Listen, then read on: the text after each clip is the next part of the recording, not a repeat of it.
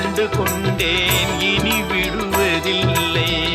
உண்மையை கண்டு கொண்டேன் இனி விடுவதில்லை. முருகா உன் குணம் தன்னை அறிந்து கொண்டேன்.